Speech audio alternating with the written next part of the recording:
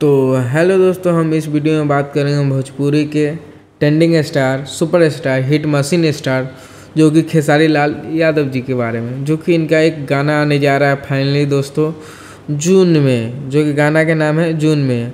और यह गाना के लिखे हैं विशाल भारती और गाना की गाए हैं खेसारी लाल यादव जी और इसमें हीरोइन है निकिता पाटकर जी। और यह गाना टी सीरीज हमारे भोजपुरी चैनल से रिलीज किया जाएगा, जो कि बहुत ही अच्छा 30 तारीख को सुबह 6:30 पर यह गाना रिलीज किया जाएगा। और इसमें म्यूजिक दिए हैं मोनू सिन्हा जी और वीडियो बॉय किए हैं आशीष सरियाते जी, जो कि बहुत ही अच्छा क्वालिटी और टी सीरीज हमारे भोजपुरी से आने वाला है। तो दोस्तों आप लोग ही जान ही चुके होंगे इस गाने के बारे में, जो कि टी सीरीज कंपनी का गाना है।